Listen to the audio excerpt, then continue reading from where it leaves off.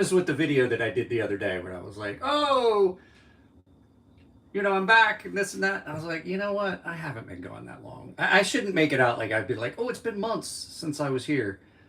Things have just been hectic. Let me get this messages set up here because this is a conversation I want to have with you guys. Because at my new job, we have a lot of mostly prior military, but we definitely have a lot of prior. I wish I could get rid of that.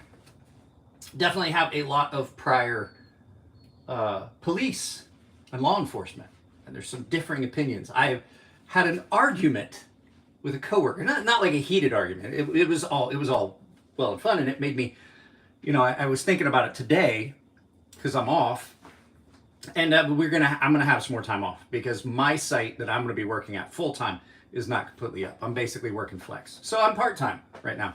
So let me know if you're here, who's here, and please drop a like. I had this out and was cleaning it. This is my Microtech Ultratech, and it's not completely dry yet, which is why we're not going to mess with it. I had it out and I was cleaning it up, and I was thinking to myself, like, the conversation that we had, what knife being a tool versus a weapon. Now, I'm currently carrying a weapon. I can't show you or we'll lose the feed, but I have on my person a weapon. And so there's a big difference between a tool and a weapon. And I think that gets kind of convoluted, and there's a lot of law enforcement officers that think wrong about what a weapon is versus what a tool is. Because a knife is a tool, in my opinion. So I wanted to get a few people here before we really start talking about it, because to say that if I'm carrying this, that I'm carrying a weapon, well, that's not true. This is a tool. This is something I use daily. I cut up food with it. I peel apples. There's so many things you can do with a tool. And there's only one thing you can do with a weapon. I have news for you. An AR-15 that has no bullets is a very poor bat.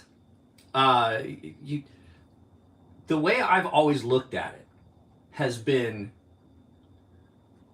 if you can do more than shuffle someone off this mortal coil with it, then it's not a weapon. A weapon has one purpose, right? A weapon has one purpose. You don't see a lot of people. Now, some edged things can be weapons, and we always talk about edged weapons in martial arts and things like that. A lot of times those are specific purpose-built tools for that. Right? There's not much else you can do with some of those martial arts implements that you use that would be considered edged weapons. They may have been based on a tool at one point, but now have transferred over to just the day-to-day. And now that we got like 5 people here, if you guys want to drop a chat, let me know that you're here. Hit the thumbs up. It helps get more people to the channel. Oh, I forgot something. We gotta grab my other device. When I do a live feed on this device, I have to have my other phone ready for messages from my daughter because she took the trolley to campus this morning. She didn't wake me up this morning. I worked yesterday. I had news for you. That time change was rough. I have to get up at 4.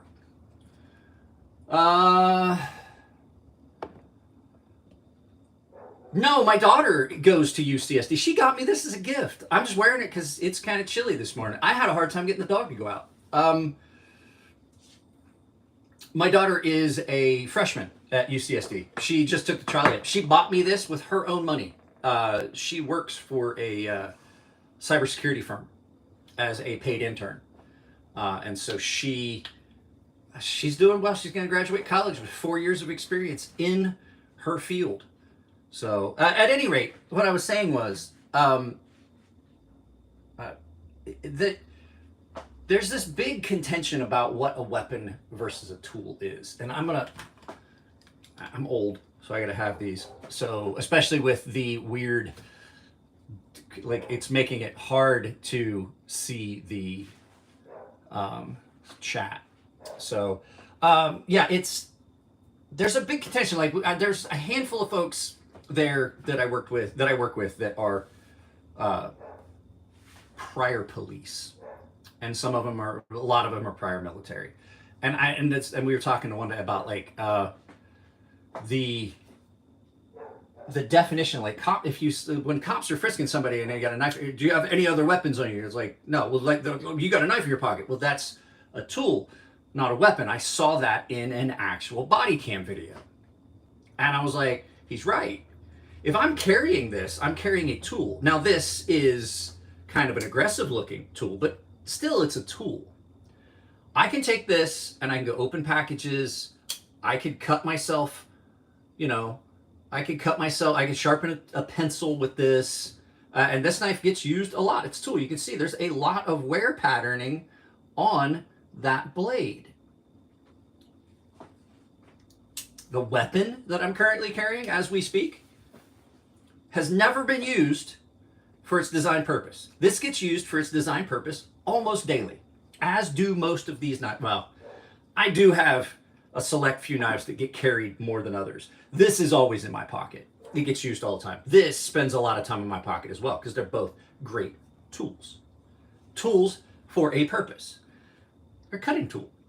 I can use this if I'm working on something and I need to clean the edge of something made out of wood. If I need to, like if say I'm 3D printing and I need to trim the seam on something, you can use this for that. It's really good for doing small little things like picking a splinter out. Do you have to be like right under my foot, sir? It's not a weapon, right? It's not a weapon, it's a tool. I'm currently carrying a weapon that has one purpose. I got news for you. That Sig Sauer that sits on my hip 9 times out of 10 when I'm home is not very good at doing anything else. If I take that out, I can't drive nails with it.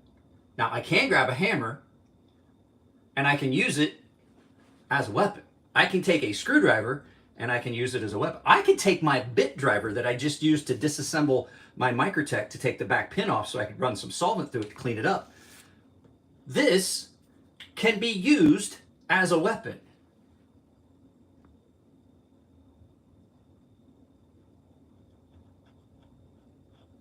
I have used a knife to pick splinters out all the time.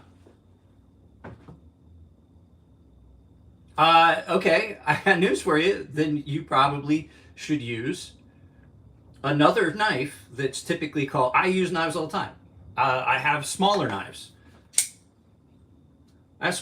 This thing would be great. This is like a box cutter. This would be something you could use. And if you cut yourself while you're trimming the seam on 3D print, it's a skill issue, would be what I would say. That's more. Guys, 22 of you here. Please drop a like. Please drop a like. It helps. Neither. Get some sharpening stones. Man on the moon. Get some sharpening stones. Teach yourself how to sharpen. You're never going to get a better edge than you do on good quality flat stones.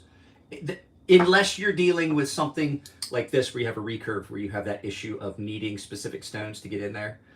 It's just better to get a handful of cheaper knives. I recommend learning to sharpen on some of these slip joints. These are under $50 each. They're good steel. You're going to get a good feel for sharpening. If you can sharpen a D2 knife, you can sharpen any knife. These won't break the bank. These things are about 50 bucks. They're still a great, great knife. They're going to hold up to some sharpening and things like that. A real man doesn't need a knife. You are so full of shit. You are so full of shit. I can't think of a day that I went through and did not use one of my knives ever. It is the tool I use the most. I don't 3D print. I just know that I've used it to trim flanging on things where you get like pressed items together. So this knife gets used a ton. It's just a simple little slip joint, right? Your hands are tools. I'm not talking about in a fight. I'm talking about in general. I have a weapon. I have currently a firearm on my hip at my house because I live in an area that's a high crime area because I am on the border, literally one exit from the border. There's crime in this area. It happens all the time. I see cops all the time. In my house, I carry a weapon, but these are not weapons. I'm still saying these are tools. You can use any tool as an improvised weapon. If I have a screwdriver in my hand, I can stab you with a screwdriver, right? I can stab you with a screwdriver. I can beat you in the head with a hammer. And please drop a like, guys. That is the biggest thing you do on a live feed. If there's a bunch of you here and you're dropping likes, that gets more people here. I do not have the time to deal with somebody that's just here to argue. So, like, I'm saying, but so if you're going to classify something as a weapon, then all of them are weapons. That makes this a weapon. And this is that slippery slope, and this is where I wanted to go with this. If you're carrying a pocket knife and you have to be afraid of carrying the most used tool, like if I can't think of a tool that I use for more things than I ever use my pocket knife. I am much more inclined to use my pocket knife for things than to go and find. I have a box cutter out there. I never use it because I always have a knife in my pocket. So I wasn't talking to you. I was talking to somebody else that just kept coming in and told me, no, you can't, and you're full of shit, and this and that. So I'm much more inclined to just grab the tool I have. Now, I will tell you, if you work construction, a good knife is a must. You're doing things like cutting visqueen, you're cutting filter fabric, you're cutting the liner tape and things like that. You're doing a lot of things that you need a knife for. And in case you guys don't know, visqueen is that clear plastic you see blocking things off. When you go to like house construction, you see all the hanging translucent, thick, it's kind of thick plastic. It's really, really tough stuff. You use it for covering your spoils if you're digging at a job site, things like that. And so it's really tough stuff to cut. Having a good knife is going to be really good. Having a knife that you don't have to muck around with it. So the question then becomes, when this is a fixed blade, does that now make it a weapon? Because I gotta say, this is a very good self-defense tool. However, blade shape and things on this make it a very, very functional tool, right? I made a knife. Let's go get it. I went and I made a knife. I keep forgetting to grab it. I always forget when I do this. So I made a knife based on the needs for having, and I've got something out here we're going to use as a. I should take it in with me. We're going to talk about this in a minute.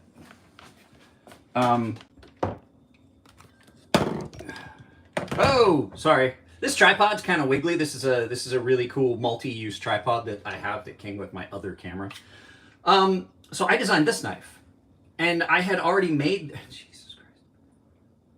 I had already made a bunch of these, and then I realized as I was working construction, when I was carrying one that I had made, it wasn't finished. It was a mock-up that I had made. And I was carrying it on a job site, and I realized how functional this was. A nice, small, little fixed blade. But because it's a fixed blade and it's no longer a folding knife, does that make this a weapon? I don't think so, because it's no more. I mean, it's a good bit smaller than a lot of the other knives I carry. Does that make it a weapon? I don't think it does. Does the fact that this knife, now these are illegal a lot of places, this gravity knife, does the action on this make this a weapon because I can deploy it lightning fast? Does that make it a weapon? I don't believe it is, because I don't think that deployment's any faster than that. This knife isn't illegal, right? Does the fact that a folding knife locks make it a weapon? In England, they appear to think so. In England, you can't have a knife that locks. You got to have something like this, slip joint. This is the only knife you could have in England. I don't understand what changes this from a tool to a weapon. How does that What's the differentiation that you make? The fact that this locks makes it a weapon? According to Europe, according to a lot of places in Europe, yeah. That's why there's knives that are the double detent. They're the everywhere carry. Blade shape. Is it the blade shape? You know, does this blade shape make it more dangerous and turn it into a weapon versus this blade shape, which is a Warncliffe? Where do we draw that line? And this is why I've argued with my friends that are police officers for years. They approach, I'm going to turn this light off and see what the lights look like without this. I don't like that light. That light drives me nuts. I think that's better. Is it a matter of blade shape or how it's carried? Here's a weird one for you. This knife is a big, it's not a great big knife. Now, I can carry this knife in my pocket concealed. No problem. I can't carry this knife on my belt if my shirt covers it concealed because fixed blades have to be exposed. Why? This knife, I got much more potential for stabby with this knife than I do with this one, just due to the blade length. To be accurate, you guys are gonna love this. I carry this knife a lot. It's a 12-inch knife, perfectly legal in San Diego and for a lot of California. Perfectly legal for me to carry this this folding knife. However, if I have this on my belt and my shirt falls over it and covers it, I've now broken the law. Was this actual intent of use to human holding is what transitions a tool to the weapon? This is even true for... No, a weapon is a weapon. A firearm is a weapon, period. Whether you use it as a deterrent, it has one single purpose. And that's what I'm trying to get at. A weapon only serves one purpose. A weapon is designed to take life. Period. None of these things that I've showed you have one set purpose. One set purpose. I've seen people use knives incorrectly to do things that you would do with other tools. It's a tool. A hammer can be used to drive nails, pry nails, knock things into position. And I can hit you in the head with it and put you in the hospital, which means that now is a hammer a weapon? A baseball bat is an implement to go and have fun at the park with your kids. Is that a weapon?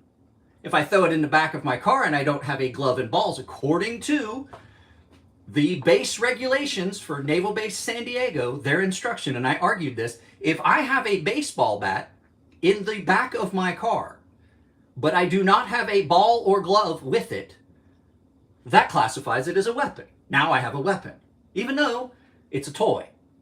It's a toy if I'm going to the park with gloves and a ball. With a glove and balls, I should say. If it's there by itself, it's a weapon. If I carry this in my waistband versus in my pocket where you're going to see the pocket clip, does that make it a weapon? That's where we get into this weirdness that, like, what classifies as a weapon. Now, I can carry this all day. I do, a lot. Right? Here's one for you. If I carry my knife that I designed, and don't get me wrong, I do it all the time. I carry it on my belt, scout carry, it's completely covered. I'm not going to pull this knife. The thing is, if I were to use this as a weapon, the only person that would ever know I had it would be the only person to ever know that this was on my belt would be the person that I needed to use it on. But I use this all the time. This is a knife I designed. I have carried this knife for years. However, the way I carry this, 9 times out of 10, I'm breaking the law. Concealed weapon. I can put this in my pocket. I can put this in my pocket and cover it with my shirt and break 0 laws. Concealed carry, perfectly fine. Concealed carry, illegal. It makes no fucking sense. It doesn't make any sense to me. And I'm asking if you guys can kind of explain to me at what point, is it the action? Switchblade, right? That's a switchblade. That's a push button auto switchblade. And guys, if you're here, all I'm asking you is drop a like. I'm not even asking you to drop super chats. I'm not even asking that. Just drop a like. It'll bring more people to this conversation because I'm absolutely curious. Switchblade.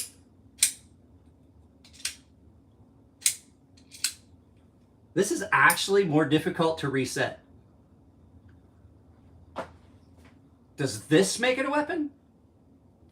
How about this? Does that make it a weapon? Because that, in a lot of places, makes it illegal. If you needed a knife that you could open and close one-handed because possibly you have lost the ability to manipulate things. Maybe you don't have that. Maybe you have enough strength in your hand to push that button forward and retract it, but you don't have the dexterity anymore in your hand to... Would you believe I do not have a single frame lock out here? We gotta get a frame lock so I can demonstrate what I'm talking about. For a guy whose first folding knife is going to be a frame lock, let's grab my design. Sometimes people don't have the ability or the dexterity or limited mobility in the joints of their hand to manipulate the lock on some knives. Sometimes being able to, even on this, being able to push that button, have your hand in that position, then push it again to close it, if you have limited strength or use of that hand, is going to be a lot better for you, than needing to flip that and then reposition your hand to push that lock out of the way. I have to now, like, I'm going to not lie to you, frame locks can be dangerous if you're not adept at handling knives. This is a knife I designed. If you are not good at that, this is a very, very sharp knife. It's my design. Of course it's sharp. Think of the name of the channel. Do I send my stuff out for review? I only have one of these. There is one of these with Metal Complex, but there were only 2 prototypes of this. So no, I don't really send my stuff out. I have one of my sea snakes. I have one of my stonefish. And the problem is stuff that I have sent to unknown individuals, even smaller channels and stuff like that, not that I don't trust. There are certain people I trust and there's certain people that I send things to, and that's because I know I can trust them. I sent a very expensive knife out one time and it came up missing. It's the only time everything's ever come up missing, and it was under some sketchy circumstances. I never got that knife again. I never heard from that individual again, and basically they got a very nice knife. Have I ever cut myself bad enough to need stitches? I get stitches several times a year. I get stitches often enough that one of the emergency room nurses at Balboa Naval Medical Center knows me by name. I will agree, like the last few times I've cut myself, definitely deserved or warranted stitches, but didn't get them. If you guys remember, I've cut myself pretty badly on the channel a few times. I am, Scooter, I mean, join my, if you go down into the description down below, there is a thing that says join the community. Join that public Discord. You can hit me up through the DM function. We can talk about it. But most of the stuff I have here is personal stuff, collection stuff that are mine, and they're things that can't be replaced. They're knives that don't exist anymore. Most of the knives that are in my collection, even though there's a ton of them, are things that can't be duplicated, with the exception of some stuff like this. Like this knife doesn't exist anymore. This knife doesn't exist anymore. There are a lot of these knives that just don't get made anymore. And the thought of them going out and disappearing, if I happen to lose my prototype, I could always reach out and like, hey guys, I hate to ask, but I lost my prototype. And it's something that I need for, you know, and they'll send me another one. Probably. What were we talking about? Have I ever cut myself? And most of the time I just tape shit up, and most of the time I tape shit up and just leave it at that. But yeah, it does. There's a lot of times that these knives that become illegal. Okay, here's another one. For a lot of people, this is illegal for you to carry. This is a gravity knife. This is one of the simplest knife designs. Somebody got a message held for review. Let's see what for.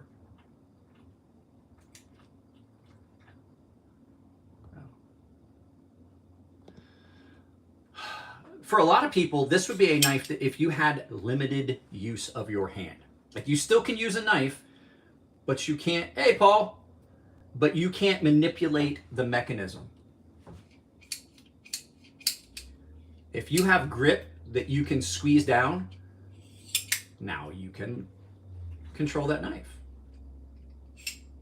I can open and close my hand. Simply by opening and closing my hand, I can manipulate this knife. And it's a good blade. It's a nice shape. It's good for a lot of purposes. If you already have limited use of your hand, you're probably not going to do the things that I talk about in knives, where it's like, okay, on this, I can choke way up and I can do detail stuff. But if you need a knife to cut something and you need to be able to carry something, this requires more mobility in your hand than this. And you can still cut things with limited use of your hand. There's a lot of people that have nerve damage and things like that. As a matter of fact, one of the instructors for the class that I took for this job, she had gotten hurt at work and had permanent damage to her hand and had to learn to do things left-handed because there was permanent irreparable damage to her right hand. For her, a fixed blade might be great. That's what I'm saying. Like, having this on my belt, I don't need to, and especially something like this, like if you've got limited use of your hand, being able to have that ring to augment your grip on this makes it even better. And if I'm carrying this on my belt, scout carry, I've got a tool I can use, right? It's not a weapon, it's a tool. The thing on my hip is a weapon. I can only use it for one thing. And it's just, it's so frustrating to hear cops say that when they know for a fact that there's a difference between a tool and a weapon. Now, if you're brandishing a hammer as a weapon, yes, the charge should stay. But to approach someone that has a knife on them as though they have a weapon, and I do understand where it comes from. Like, they have to have that situational awareness. But starting to call knives weapons is that slippery slope where go to Europe and try and carry a pocket knife. You see what I'm saying? This is where I'm going with it. That's fine. The individual was carrying a knife which could have been used as a weapon. That's all you have to say. It does not require saying he was carrying a weapon. What kind of weapon? He had a screwdriver. That's a tool. He was brandishing a tool as a weapon. That's different. Now, there are exceptions.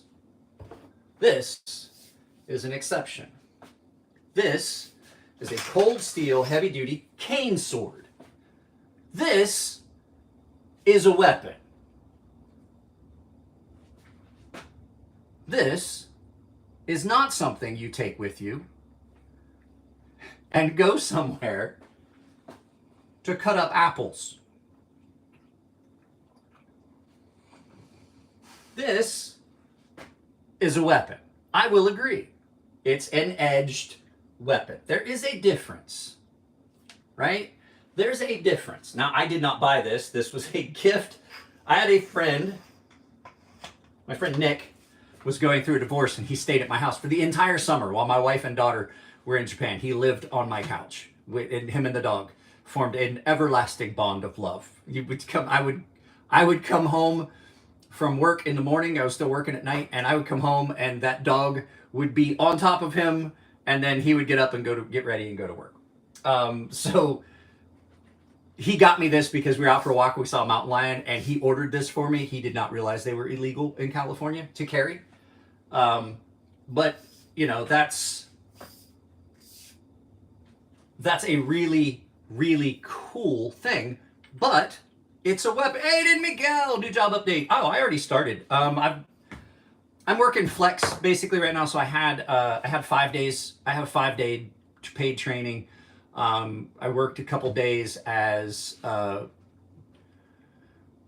I worked a couple days just as training. I worked all day yesterday. I will work for cover and things like that, but looks like, because they're still building out the site where I'm going to work here in the next couple weeks, before by the end of the month should be, I'll be full-time as the security operations center operator. So thank you very much for the super chat, you guys. That is available. I don't talk about it much. People are like, well, there goes the e-begging. But if you like what you see on the channel, it supports, it helps me do what I do. I'm not using a lot of stuff right now, but there is cost incurred. You know, I bought cameras, I've bought tripods, I've bought lights. Some of those things you have to replace from time to time. Editing software and just the time that it takes to do it, it does cost. But yeah, so like, does having a fixed blade make it a weapon? These things that limit people from being able to carry something they might be able to use. Bro. It's a private military company. They don't give a fuck if I carry a knife. So, you know, this could be very useful. Like a lot of other things. If you, oh, thank you. I love the hat too. This was a gift from my daughter.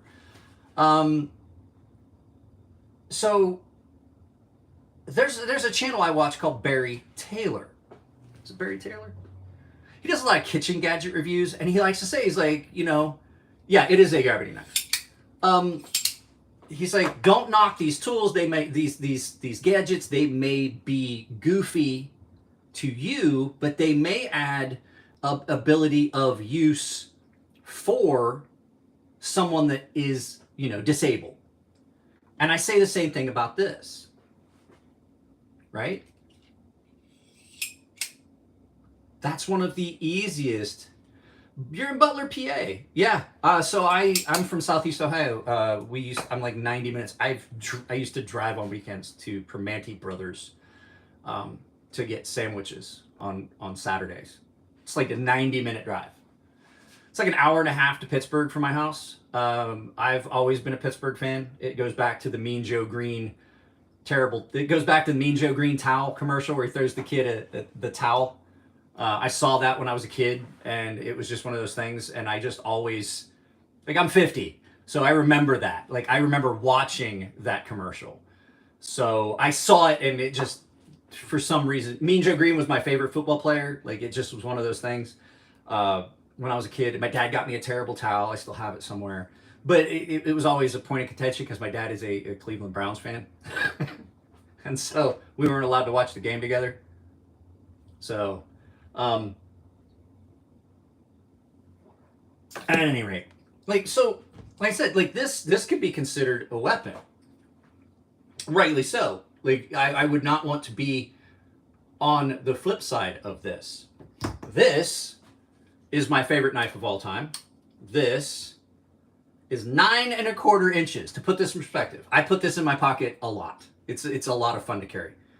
This knife, overall length, 9 1/4 inches.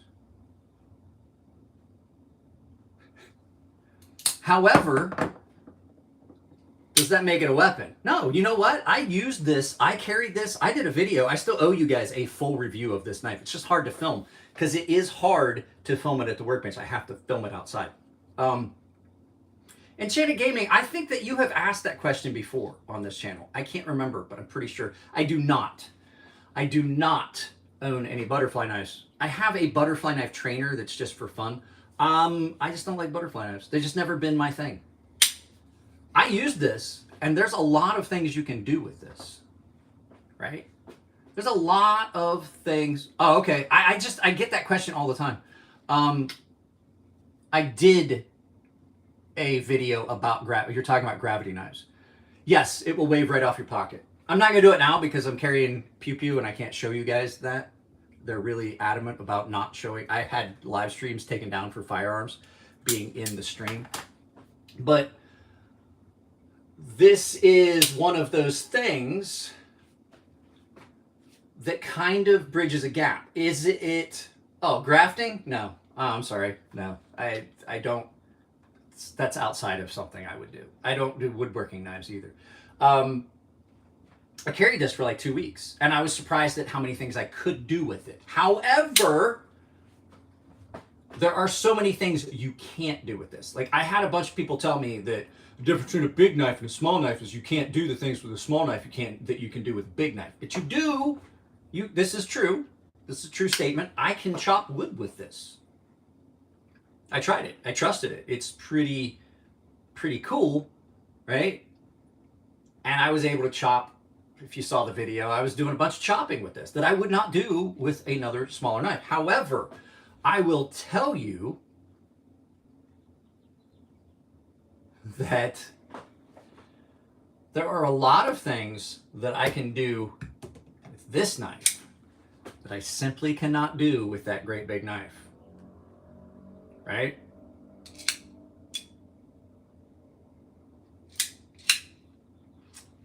It's just so much more difficult to do small tasks with a big knife. This one's surprisingly easy to do some of the other tasks. It's the smaller version. This is 12 inches overall. This is 16 3/4. So this is 12 1/4, 16 3/4 overall length. Can't do a lot of stuff with this.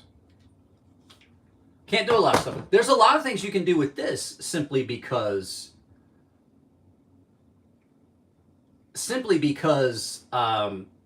it's really well designed. However, you still can't do a lot of things with it. And that little Wharncliffe that you just saw, this one, is a knife that really doesn't exist anymore. It may come back, but right now, this is the Terra Mundi Knives warning button. It is not. This is a cool one. This is a really cool one. I digress. This is a really cool one because I just want to make sure you guys can see it, and I can't see my phone when I'm that close. This is the Terra Mundi Knives warning button, and it is a pivot lock. As you can see, it doesn't have a liner lock, and it doesn't have a separate button.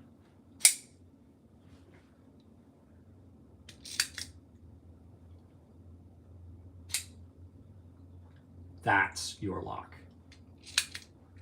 So, missed the flipper tap. This is probably one of the most well thought out knives that has come out in a long time.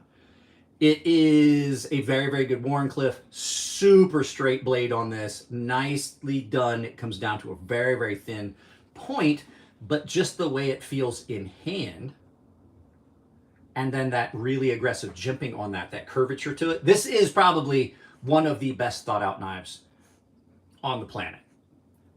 Completely ambidextrous, right? Now, got another question for you. We have to go grab a couple things. Somebody asked how many knives I have. I don't even have any idea. Like I could not, it would take me a while to count because, well, I'll show you why here in a second. We're gonna go out to the studio where the knives live because those knives there are not part of this. There's those pretty much, most of those have knives in them. Let's see here. What was I going to grab? We're going to talk about a couple things here. I'm going to go grab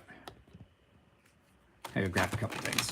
Because I knew that question was going to come up, and I wanted to grab a couple of things. So, we talked about, like, the blade shape, things like that, how you carry it, things like that. Let's get this put back. You guys are, I'm having to be real careful. I have a battery bank that you guys are connected to so my phone doesn't die because it uses a lot of battery to do this. So the next thing was, we were talking about it and they're like, well, double-edged knives, those are illegal, but single-edged knives aren't. And I'm like, why? What makes this more dangerous? This is a cold steel boot knife. A lot of places this isn't illegal. These are really cool. They've got almost a delta wing shape to them. I just took knives to my buddy yesterday, and it was only one bag, like 5 pack-out boxes. Do I have a Spyderco Civilian? No, but I bought my daughter, well, actually, I bought my wife, a Spyderco Matriarch 2. It's a little bit smaller. It's got basically the same handles as the Endura. I don't like them, personally. I personally don't like those knives. I think I'm better off. I have a folding karambit that I carry as a self-defense knife if I feel I'm going somewhere. But I took martial arts for years. I'm pretty comfortable using almost any knife as a self-defense tool because it translates. Note I said tool, not weapon. But this being a dagger, basically, this boot knife, this is the Counterattack 1. Is this a weapon because of the blade shape? Some would say yes. I say no. I say it's still a knife. It's still a tool. It can be used to cut things. It's a tool. I can use it for other purposes. Can I use it as a self-defense tool? I'm not going to... like, I have a holster. I'm currently... anytime I'm home, unless I'm like in sweatpants and stuff. And if I'm in sweatpants, it's within reach. I'm never more than 2 steps away from it. I grew up that way. My dad was a cop. I was in the military. Spent a lot of time deployed. I have, for the majority of my life, never been more than 2 steps away from a firearm. It's just one of those things. It is another tool that gets added to your tool belt. Oh, I forgot to put this. Hang on a second, guys. I have to put this in. I have to put this in Do Not Disturb mode.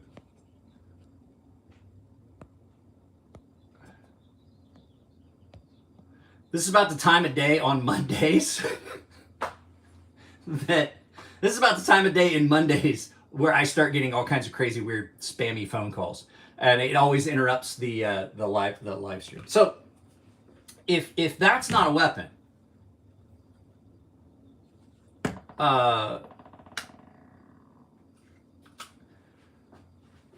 same blade. A lot of places you can carry. A lot of places. I'm going to tell you right now, here's a weird one. This is basically the same blade, right? These are basically, for intents and purposes, the same knife. This is the blade off of the smaller version of this knife. That's what it is. T-handle.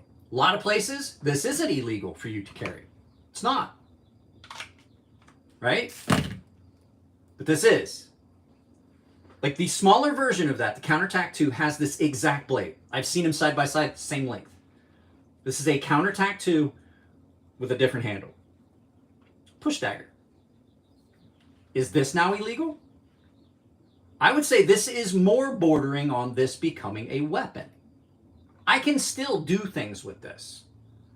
I can still get up on this and cut things, right? I can still use this for other purposes. It's still a tool. But it is bordering on becoming a purpose-built weapon, right?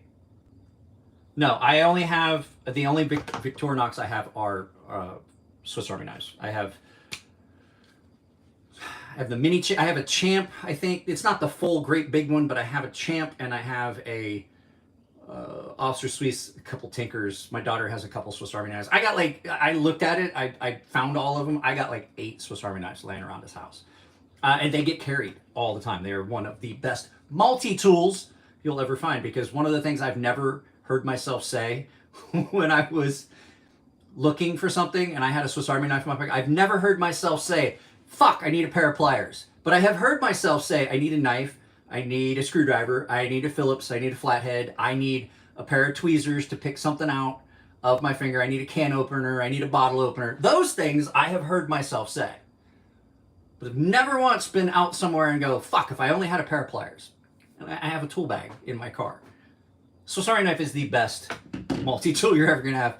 I don't like any of the other. I have a couple of them because sometimes they do come in handy as an additional set of pliers to have. Like if you're holding something, you've got like a pair of channel locks and you need a set of needle nose pliers. Sometimes it's nice to have those around, and I just use them as an additional set of needle nose pliers. I have 2, 3.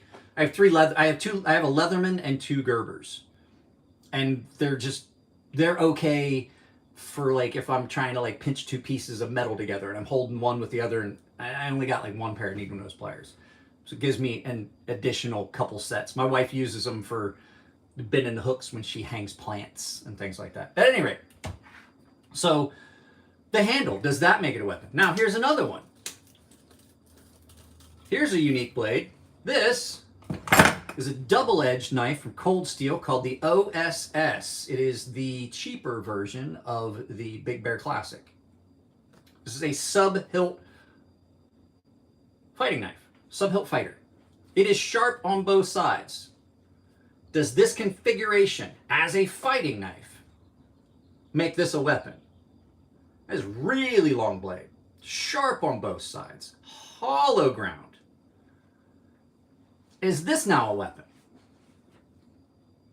Some people would say so, but I'm legally allowed to carry this in this sheath as long as it hangs outside of my clothes anywhere in San Diego, right?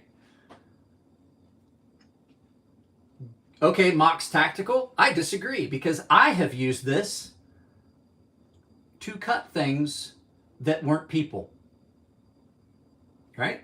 I've used this for kind of outdoorsy style tasks.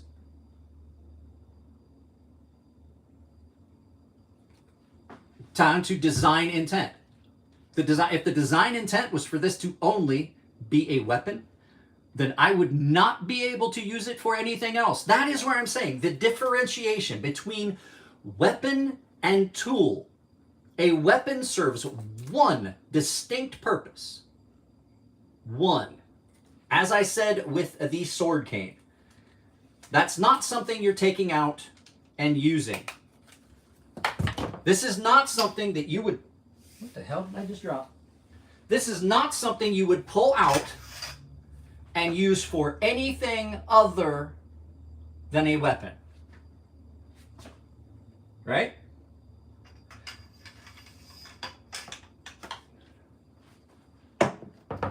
Most of your fighting knives, I'm going to argue with that. Stay here. I'll be right back. I'm going to argue with you on that one because, well, no, I'll take you with me. I'll take you with me. It's fun just to take you guys with me to the studio. I'm going to argue with that one argue with you on that one. 99% of your, well, hey, how about that? They're right there on top of each other. I'll grab this one as well.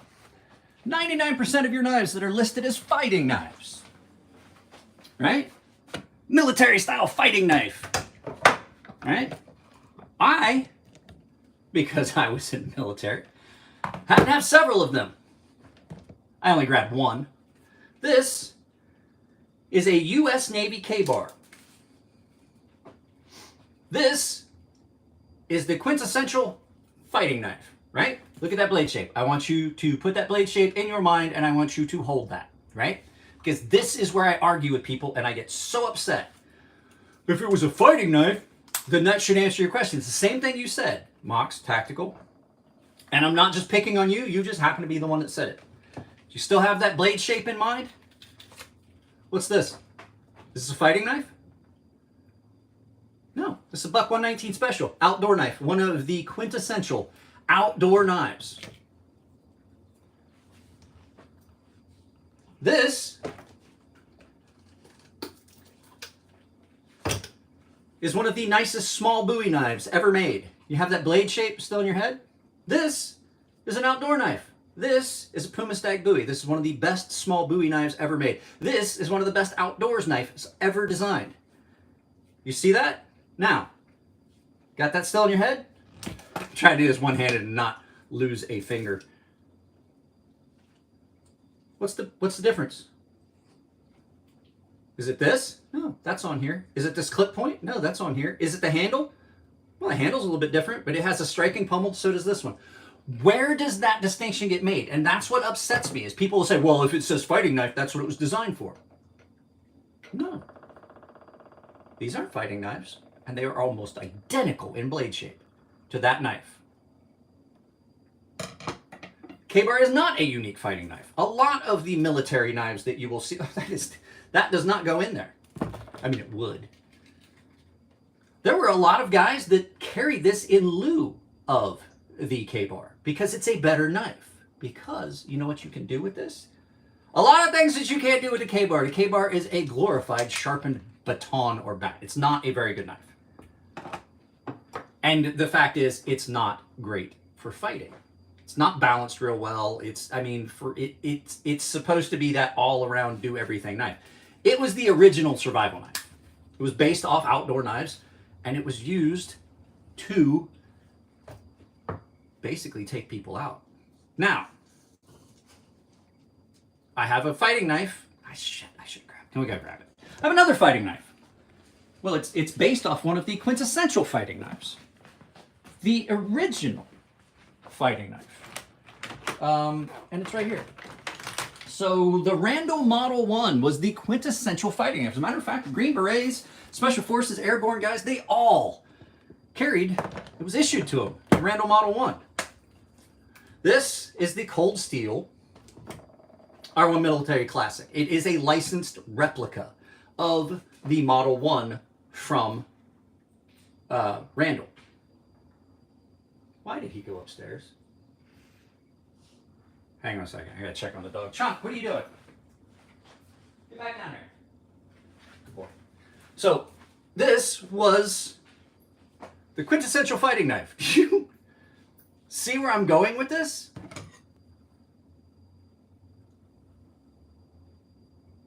Now, there were elements incorporated into this that made it a little better at fighting. The curvature of the handle. This addition right here, in case you guys don't know what that's for, this can be used for slashing. However, you can get this in a reverse grip. And the only reason I know this was I found a Korean War era manual on how to use the Gerber Model 1 in combat. And it specifically had a section that showed in reverse grip with finger across the ear, your hand in here, you're now in this grip, the blade is canted upwards. Can you see how it's got that cant to it? The exact wording was to come in low at the bladder area, pierce and rip towards, pull towards the breastbone. The plan was for you to strike in at the bladder area and lift towards the breastbone. Basically taking everything that's inside of that person and putting it on the outside. It's still the same overall blade shape as one of the best outdoor knives. So naming something a fighting knife does not make it a weapon. It's still a tool. Because I've done a lot of shit with this. You want to see all the things you can do with this? Go, I sent this and let Scab borrow this over at Choir Boys Cutlery. And he did a lot of things with this. He did chopping, he cut tires, he did all kinds of things with this knife. Which made me cringe because they don't make this anymore and this was a gift. I did own one. I owned a Randall Model 1 at one point, and I owned this. Hey, Crazy Sharp. Hope you're well. Say you had $500 spent on a knife. Which knives are you getting first that come to mind? If I had $500, I'm going to tell you right now. If I didn't already own it, like right now, there are no knives really on the market that I'm interested in. Right? There's not a lot out there that I'm like, I want that or I need that. There's a couple things. The things that I just want that would be cool to have on the channel. I would like to get a Halo. If I could find one for $500. If I was telling someone that had $500, I would tell them, go buy one of these and go buy your wife a gift. Because you're going to spend $300 on this and another $200 on your wife. That way she doesn't get mad when you come home with a $300 knife. That's just what I'm saying. If I had $500 to spend right now, you know what I'd buy? Another $500 piece of gold and put it in my safety deposit box where I have a lot of gold. That's what I would do. This is, and I say that because if you had $500 that was gifted to you to spend on a knife, you're going to get a lot of bang for your buck with this. This is an incredible knife. This is the best knife I've ever bought. To put that in perspective, I have $1,000 knives in my collection. I have a $1,000 knife that I bought. Yeah, I buy gold. I buy gold when money permits. Anything I have left over, I don't like people are like, oh, if you got this much money, invest it in this. Gold is about one of the best investments you can get. I personally, I don't make anything if you buy through them. I personally order gold from the American Precious Metal Exchange. They deliver it directly.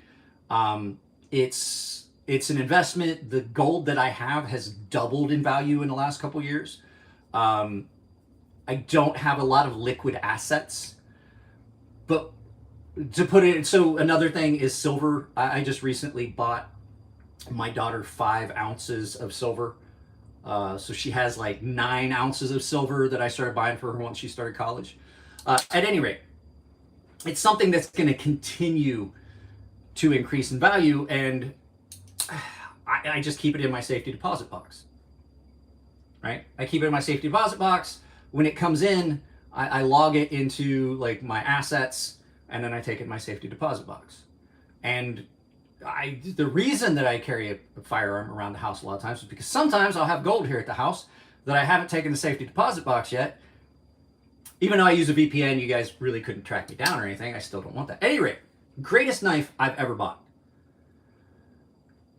And that should say a lot because I have one of the best knives ever made, which is the Grimsmo Norseman, which is a $1,000 knife. It's absolutely worth it. I don't carry it very often anymore because I was using it so much. This is $310, and it is an incredible knife. If you were gifted $500,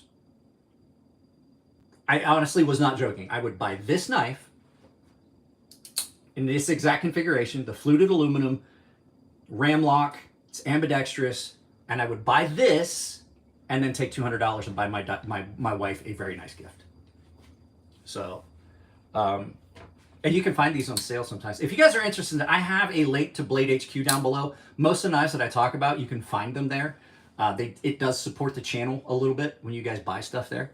I don't like MagnaCut. I really don't. I will tell you a knife you need to buy. Stay right here. I'm going to go grab it. A knife that you need to buy if you had $500.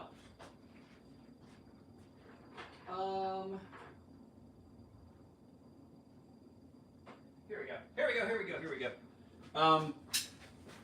If you had $500, here's another knife that I absolutely would be. Jared, how can a knife be worth $1,000? We can talk about that in a minute. Steve, if I don't circle back around to that question,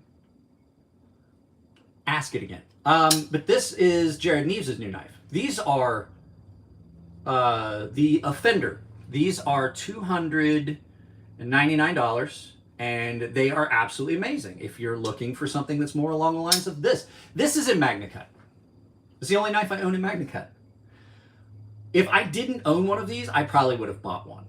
I probably would have bought one because it's just, I love Jared. I love to support Jared. Jared supports this channel way more than anyone else. Like, I'm sorry, I would have to say Scab and Jared are about equal. Jared Neve over at Neves Knives supports this channel more, or historically has supported this channel more than any other channel. He's a great dude. I try to talk to him regularly. He's busy, I'm busy, but most of the knives that you've seen videos about that aren't in my collection are because Jared sent them. And I sent them back. He's a great, great guy. I can't think of anyone that has supported the channel as much as him when it comes to content and being able to provide content and helping with ideas for content. He's an amazing guy. And if you don't follow his channel, you should. I have a link to these in the video. If you go find the video I did about this, there is a link to these. They are still available. I have an affiliate link to those. If somebody could put a link to the video, if one of my moderators could put a link to the video. So, how can a knife be worth $1,000? We got to come back to Steve Pizza's question. Let me go grab it. Let me explain to you why.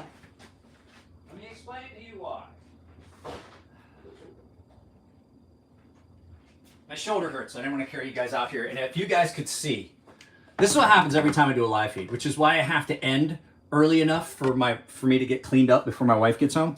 This is what it looks like every time I do a live feed. I come out here in the kitchen because the lighting's not great. There's a fucking sword cane. I have to have time to clean up because my wife doesn't. Like, I have a couple $1,000 knives. One of them I use. One of them I never will use because it was a gift, and the person that gave it to me has since passed away. So this is my Grimsmo Norseman, and it pretty much spends most of its time in its case. I do carry it and I do use it, but I'm starting to limit myself because I can't afford to have a new knife blade for this. So The reason these are so expensive, these are just about perfect. The work that went into this and everything that's in this is so precision. And a lot of people have said, well, that shouldn't warrant. This is the gold standard for how smooth an action can be. The way it was thought out, the amount of work that gets it. It has a flat detent. It does not have a detent ball. It still gets a lot of pocket time. It really does still spend a lot of time in my pocket, just nowhere near as much as the others, because this knife, I can't replace it. It's a $1,000 knife. I cannot justify that purchase ever again in my life. It was a one-time deal. It was a one-time purchase. I will never own a knife this expensive that I purchased. I have a couple knives that are $1,000 or more, but they were gifts, right? They were gifts, and they were incredible, thoughtful gifts from some really, really, really good friends.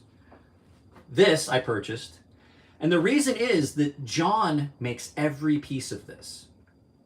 So when people talk about like, so this is a 100% American-made knife, it's incredible. It is better, in my opinion, than this for the price. It beats it on all functionality, just everything about it, and then the $310 price point that it performs at the level of a $1,000 knife.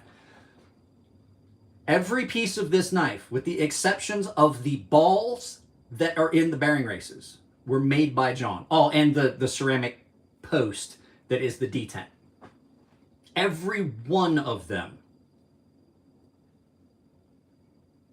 is, every piece of it is done by hand. He's a talented, incredible machinist, but that means that every one of these knives has so much time tied up in it that the runtime in the machines, the price of the shop, John's time, his employees' time, time on the lathe to make the screws, and then all of the machining that goes into how this knife looks demands that price. You can't, like, people are like, wow, I would never buy that, it's $1,000. Well, that's good. It's probably not for you. Like, if you don't understand how much time and effort goes into each one of these is made as a set. There's a set of handles that goes with each knife. They stay together through the entire process, right? They're machined to match. That means that each knife is made individually. Hardware is made on a lathe. He owns the lathe. He does not order these screws. That means that his machine made every piece of this knife. And if there's a screw up, you gotta throw that stuff out. He makes the bearing races that the balls go in for this in-house. He makes those and then presses the bearings into them. And I have so far had to request 3 things from them. And they know I did not, like, I'm friends with John. He knows I did not buy it, and this is not why he does it.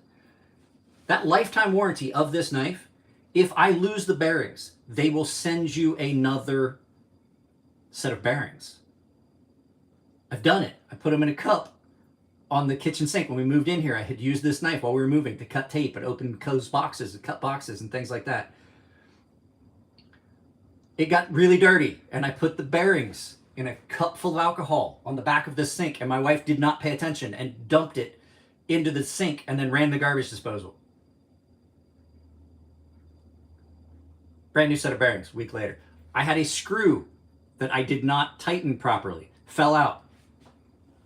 2 weeks later, they asked me what color I wanted the screw. I told them the exact voltage I wanted the screw. If you look, there is no mismatch on the color of the screws. Do you know why? It's because I told John Grimsmo when I got Eric Grimsmo, when they sent me a screw, exactly what voltage I wanted it fucking anodized to, so it matched the 2-tone ano I had done on this. If you see, there's 2 different colors on this. Can you see a darker blue and a lighter blue? I did that. But I remembered what voltage I had done. It was this screw right here. No issue. 0 issues. I had a little bit of blade play. They had me measure a stop pin. They sent me a replacement stop pin, oversized stop pin. That's what makes this a $1,000 knife. And the fact that it is so well thought out and still functional. People complain, like, oh, that thing looks horrible. One of the most functional knives you'll ever have. It's like having 2 knives. It's like having a knife that you can do like chisel work with and a nice little recurve. And for a long time, John was the only person that John was the person that he recommended sharpening to, and I was allowed to anodize them. Yes, I did that. I was a knife maker. Mox Tactical. I was a knife maker. I learned a lot of things. A lot of my knives have been modified with my own personal touch. A lot of them have. I did ceramic coatings and things like that to protect knives. Now, somebody asked how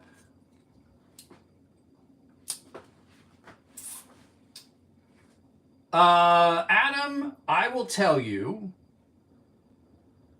having made knives, the cost of the hardware that goes into knives can be incredibly expensive. Titanium screws are stupid expensive. I spent $400 on hardware just in pins and screws to make 12 knives. But that was 6 screws per knife. And I paid over $200 for those titanium screws and posts. I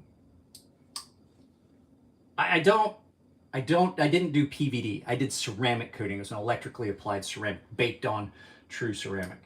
I'm just going to tell you right there, being able to make your own screws and stuff like that, and the cost of those machines and the cost of running them is what what costs. I do not have a Ferrum Forge knife on me right now. I took all my Ferrum Forge knives and I put them in the case after the last video. They're unreplaceable. Those knives are one of a kind knives. There were only ever 200. So to show you what I'm talking about, some of the things, I'll show you another $1,000 knife. All the handwork that goes into a $1,000 knife. I'll dig out my Ferrum Forge Master Blaster that was a custom. It lives in a special area under my workbench. This is a case full of special shit. I'll grab 2 of them. These two. These 2 live there.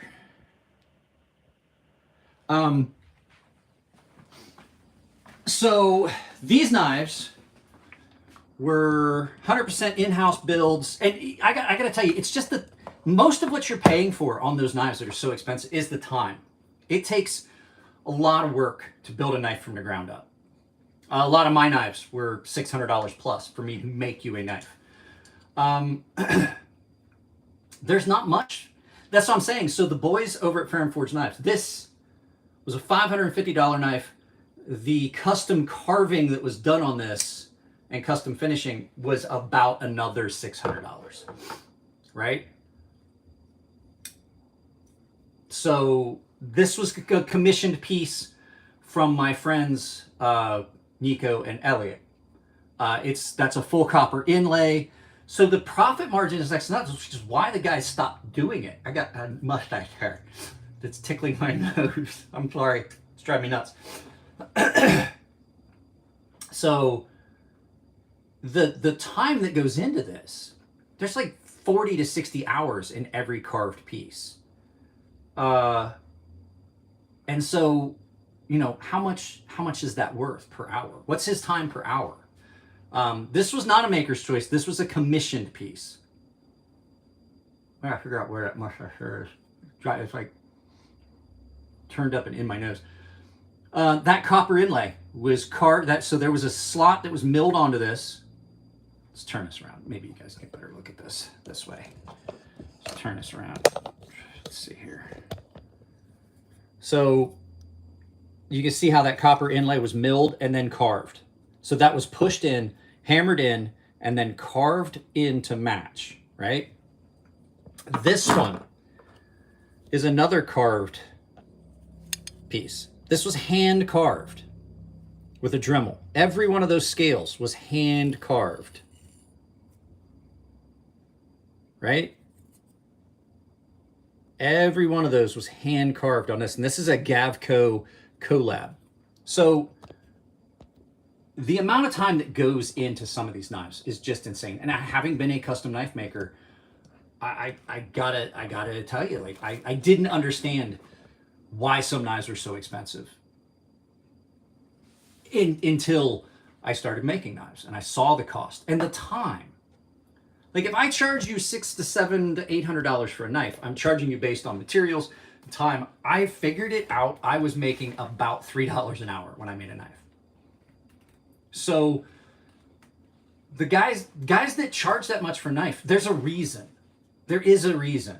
Now, back to blades, back to the weapons versus tools thing. Now, this is another fighting knife.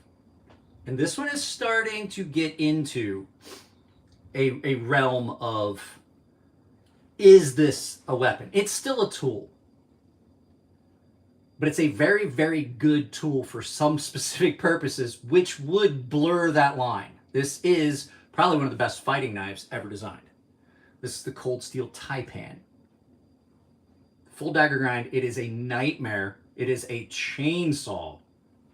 War Room EDC! What's up? One of my paying members, as a matter of fact. War Room EDC. You know what I need to do? I've never done this. You have now... I'm trying to figure out. I'm making you a moderator as we speak. Can manage blocked words and change. No, there we go. War Room EDC has been listed as a standard channel moderator. So if you guys are acting up, he has the ability to block you. So I did not. But this kind of gets into that gray zone. Now, I've used this for a lot of things.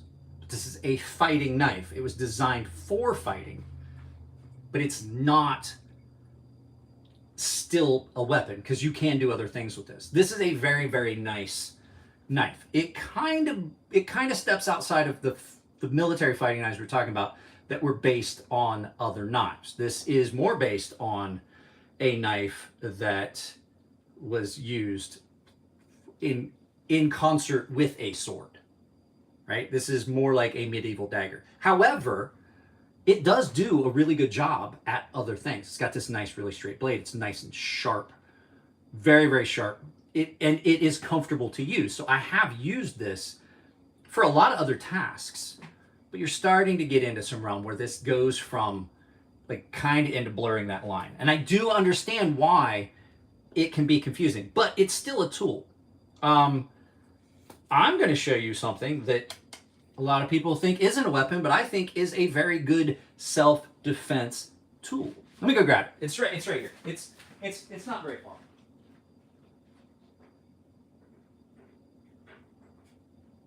It's right here.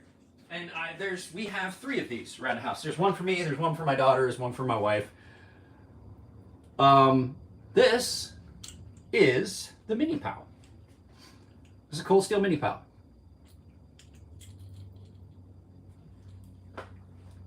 This,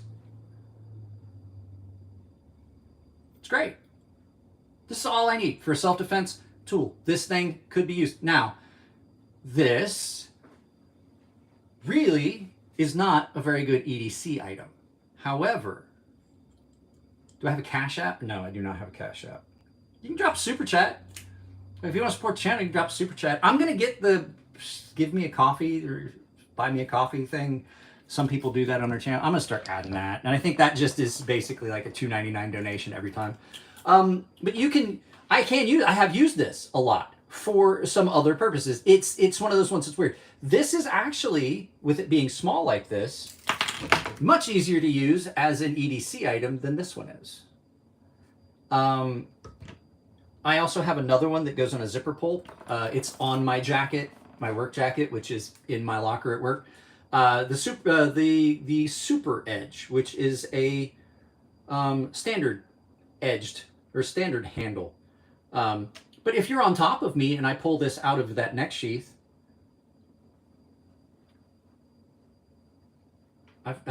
you're gonna get off of me. It's gonna make you get off of me, because you're gonna realize real quick that wasn't me punching you.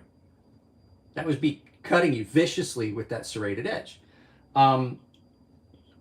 This is something that could be used as a weapon that gets overlooked by a lot of people because it is so small. Right?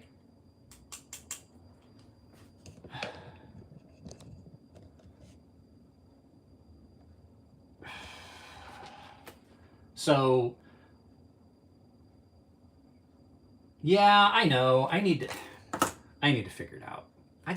Here's the thing. I don't I like you guys to feel like if you want to donate, you can.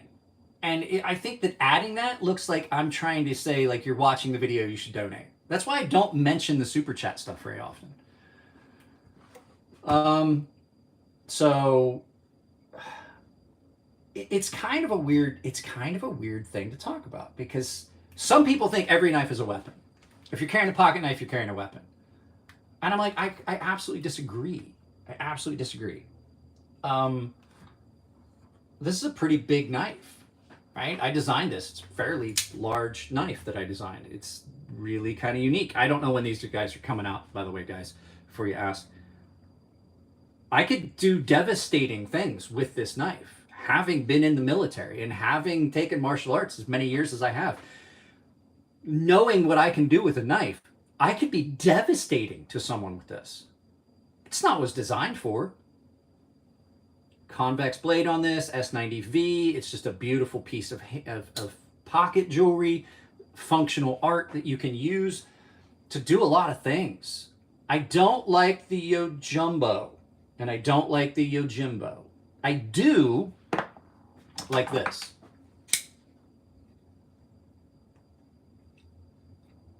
Which is kind of similar. Blade shape, kind of similar. I like this better. The Spyderco Yojimbo and the Yojimbo are not knives that I like as much. They have a don't get me wrong, they're good knives. They're very good knives. Hey, from New Zealand. I've been to New Zealand. I've been to Christchurch. Guys, in all the countries I ever went to when I was in the military, in all the countries I ever went to, I went to New Zealand one time. And it is the one that stands out in my head as the most beautiful place I ever went. I still carry my Spyderco Police. It's my favorite Spyderco ever. It's not as useful as this. They're kind of similar. This and the Spyderco Police are a little similar, and this is a much more useful knife. But no, I went to New Zealand one time for like 2 weeks. I was amazed at how beautiful that place was. What was this? My wife sees a knife as a weapon and not as a tool. I've been trying to explain for years. I've been trying to explain it for a long. She's finally coming to. What about a Pikal? So I have a Pikal. Let me grab it. Jesus, you guys are really it's like the magic. I remember there was a TV show. It was like a magic toy box, and the guy pulled like huge stuff. I can't remember what it was. And he would just keep pulling stuff out of the toy box. You guys have got to figure that my YouTube studio is like that. There's just like, how many knives can he continue to pull? I have a Pikal, and it's a very, very good knife. We'll grab the Pikal and we'll grab the Karambit because they're along the same lines. So a Pikal is a knife that basically looks like it's been put together backwards, because it kind of has. Because when you're holding this knife, if you're holding this knife the way you would hold a regular knife, which is where the lock bar is, the blade is pointing up as opposed to pointing back. It's like this knife was put together backwards. And that's because when you take it out of your pocket, here, I'll put it here. What was this? So it comes out of your pocket. It's got the wave feature, and it comes out of your pocket in this grip. And it's a very good self-defense knife. Now, this one is a self-defense tool, but if you take the ring off, which you can do, you can hold this knife. Now, it's put together backwards, so to close it, it's weird. They're very weird. They're a very weird configuration of a knife. They look weird. The first time you ever hold one, they feel weird, but then when you hold it as it was designed and how it was designed to be used, you're like, oh, that makes absolute sense. Makes absolute sense, right? And this is my shitty neighborhood knife. When I go somewhere that I know is a bad area, that's what I carry. Because I'm comfortable defending myself with a knife. Very comfortable defending myself with this knife. There is another knife that is unique. this would be, that's a tool. It's still a tool. I've used this without the ring and carried it and used it for, it's got a really nice Warncliffe blade on it. If you take the ring off, you can actually hold it. It just doesn't feel as comfortable in that grip to do things with as it does. It was meant to be used in this grip. That's what I've been saying. Any tool can be used as a weapon. A baseball bat is a hell of a weapon. It's a toy. You buy it for your kid. Would you buy a weapon for your kid? No. Would you buy a baseball bat for your kid? Yes. Can I beat someone to death with a baseball bat? Abso-fucking-lutely. Does that make a baseball bat a weapon? No, it doesn't. Would I buy my child, would you think about it, would I buy my child a knife? Yes, my daughter has several knives. Would I buy my child a firearm that they were allowed to have indiscriminately? Absolutely not. That's the definition, right? And you can't even say intent is everything. I have a hammer in my garage. I have a nice East Wing roofing hammer, beautifully weighted. I've had it for years. It was my grandfather's. It's one of the few things that I took off the farm that I absolutely had to come with me was my grandfather's East Wing roofing hammer. Why? Because it's an amazing hammer, and they don't make them that nice anymore. It's got a stacked leather handle. Guess what I could do with that hammer? All kinds of horrible things. I am 6'3", 230 pounds. And I'm an angry person. Think of the things that I could do with a hammer. With that crazy long arm reach that I have, and then put a hammer in my XXL glove wearing hands. I'm going to fuck some shit up. But does that make that hammer a weapon? No, it's a fucking hammer. This is, I argue this, it just makes me so mad, and I still have to finish cleaning this thing up. It's a part, I had to put some solvent and stuff in it. I just wish that people, and it's all a how you speak about it and how you justify it. And I'm sorry, my daughter just sent me a text message. She's in college. I have to keep up on these things. Wow, I got a lot of missed calls on this. This was my old business line when I owned the LLC. So this phone doesn't have an actual, like, I don't call it, I don't use it very often. What I do use it for is when I'm doing things like this. Let's see, where are we at here? Oh, wow. Like 5,000 views. I just wanted to check and say we got like 5,000 views on this live feed so far. 8,000 actually, to tell you the truth. As a knife guy, it's a point of contention, and it makes, when people say that, and it's not so much if you think that a knife is a weapon, right? If you think that a knife is a weapon, I mean, that's not an uncommon thought. It can be used, and it's devastating how a knife can be used, right? I've seen the images, having went through law enforcement training and stuff like that. I've seen the images of what a simple pocket knife can do to someone. It's devastating.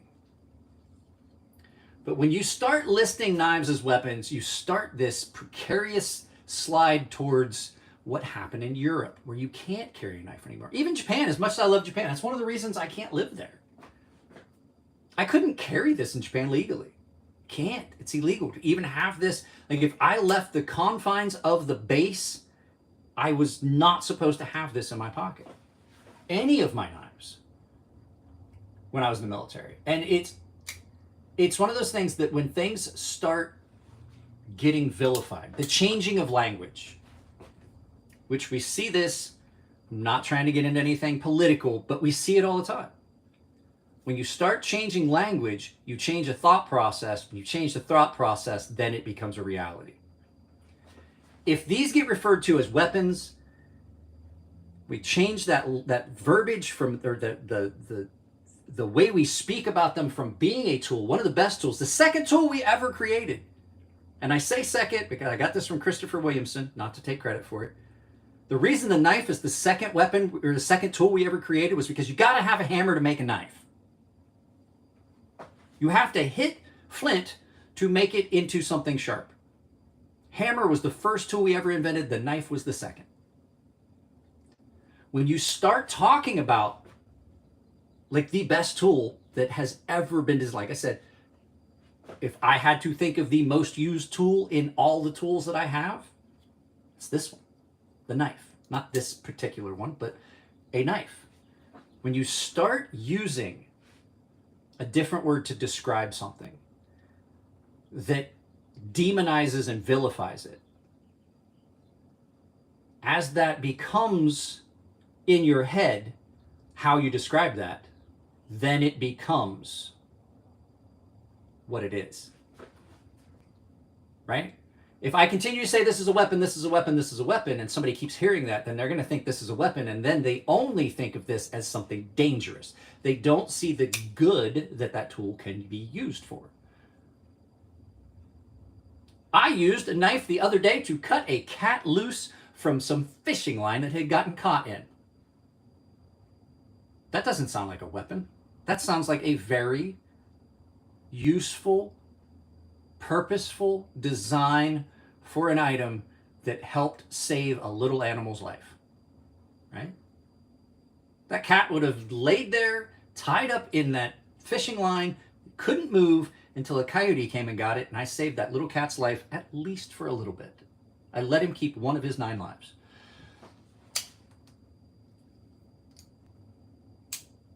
I disagree. I disagree. If you look at the design as a weapon, then it's because if you do that, then you basically, like I said, a sword is not a tool. It's a weapon. A sword is not a tool, it's a weapon. I can't take that out and fucking sharpen a pencil with it. Right? There are edged weapons. That's a different category. But a knife is never a weapon because you can always do something with it other than take a life. That is the differentiation. A weapon can only be used to maim, injure, and kill. Like I said, the Sig Sauer that's currently on my hip is not a good hammer. I cannot take it out and hammer a nail with it. I can do one thing with it. That's it. I can maim, injure, or kill.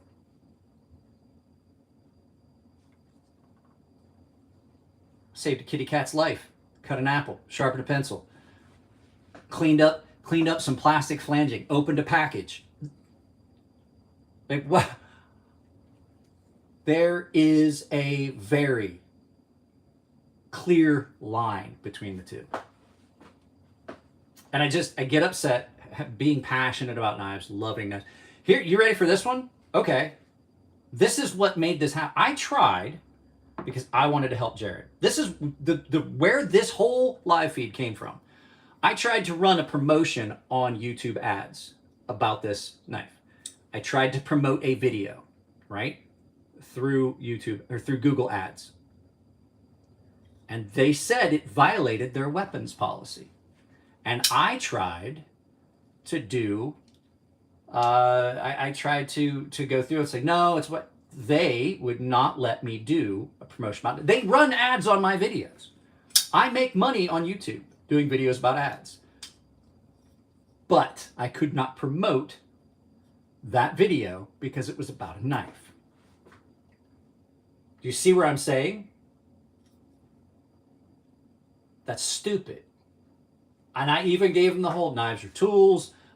This knife would never, it's a folding knife. It's used as a tool. This is not an item that would be used as a weapon. Do you see where I'm going with it? We've already reached the point where you can't post things about knives on Instagram. You can't post things about knives on Facebook. I can't use either of those platforms. YouTube won't let us run ads about an item, but if I put up a video about that same item, they will run ads on it.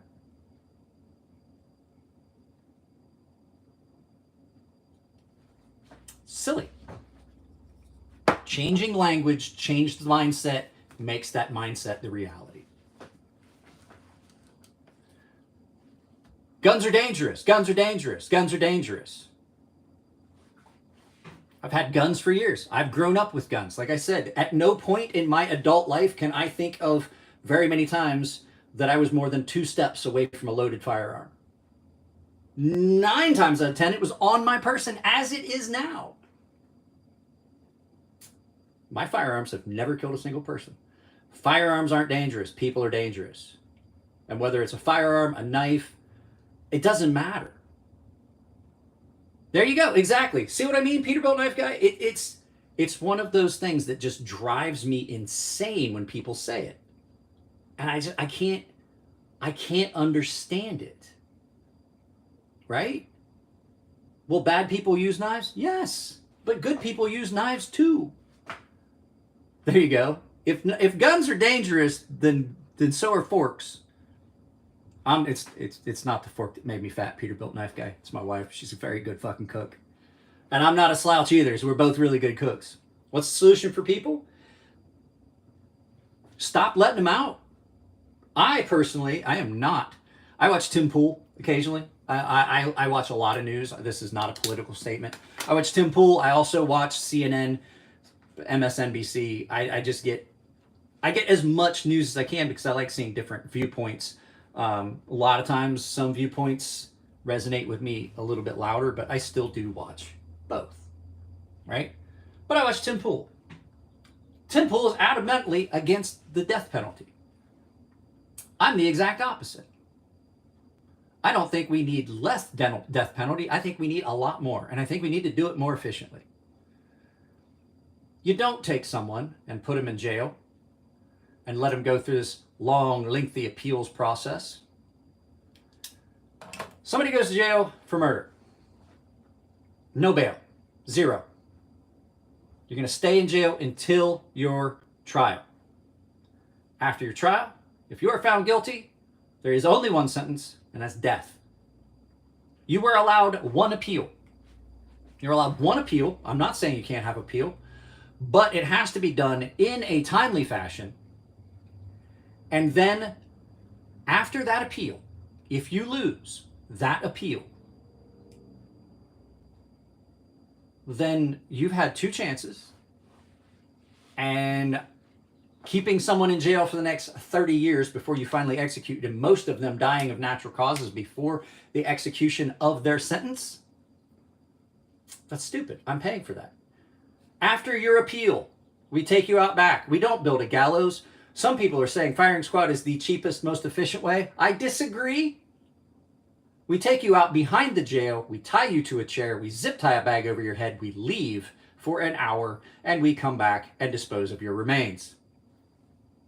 You can use that same bag several times before somebody bites a hole in it. That is my solution. Not less, more. Save the money on it. Those drugs that they use for I'm going to tell you right now, you put a bag over someone's head, that's going to be one of they're like, oh, that's inhumane. No, it's not. You simply go to sleep. If you want to go a different route, nitrogen suffocation. You just simply get sleepy. You feel like you're drunk. You go to sleep. And we take you out of the back door and put you in a hole in the ground. Problem solved. Not these days, though. There's a lot. So that was there were, I will admit, there were holes in the legal system, but with the current forensic information that's being able to be provided with DNA and how accurate all this stuff is, I don't see that being the case these days. I really don't.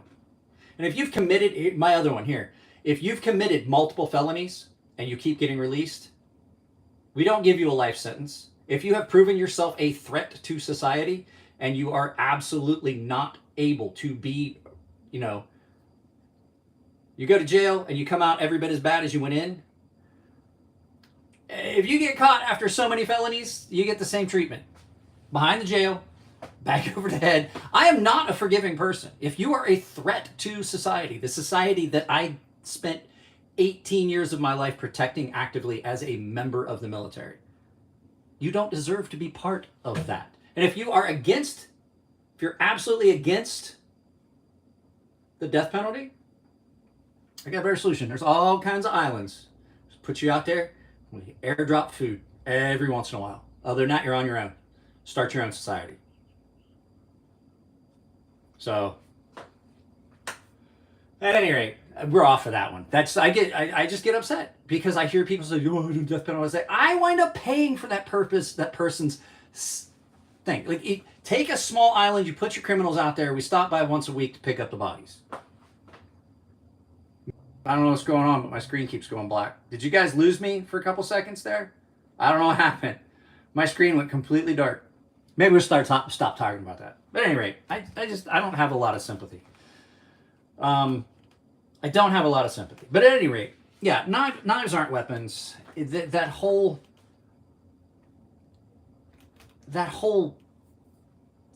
thing just has been something that has irritated me for a long time. Because like I said, it doesn't take a long time to change a mindset from just by using specific words to classify something from a very, very useful tool to a weapon. It happened in Europe. They got rid of firearms, and then people started switching to knives. Knives then got classified as weapons. Now you can't carry a knife. Now they're using vehicles and things like that. And I just see that slippery slope of classifying something as something it truly isn't.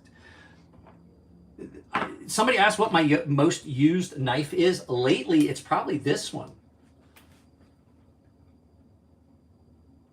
This is a very, very simple little barlow. This was a gift from Scab over at Choir Boys Cutlery. This is a very affordable little slip joint knife. And I'm getting a headache because I'm reading the comments without my reading glasses on. This is a great little knife. I use this all the time. D2 steel, they're about $50. You just can't go wrong with one of these. I think that the best one they make is not here. I haven't been, hang on, I grab it. There's one that they make that's better.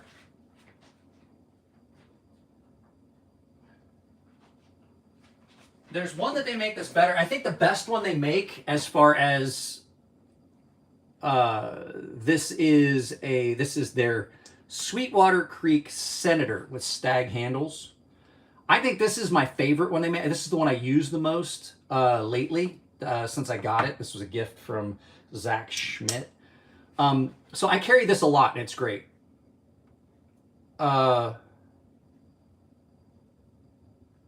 This is a great little knife. I think the best one they make, and it's harder to carry, which is why I don't carry it as much, but as far as just a great, great knife, this won the award for the best import knife of the year at one of the Blade shows. This is their, help me out here. I can't remember the name of this one. This is their swayback. Can't remember the name of it. This thing's great. It's a little bit bigger. Like, it's a larger slip joint with a nice Warncliffe on it. You've got really, really good control on this. What's the name of this one? This is the Something River swayback with the smoke bone handles. This thing is great. It's a great, great little Warncliffe. I absolutely love this. And it is kind of similar. It is a little similar to my Sea Snake. But then again, most Warncliffe knives are going to be really similar.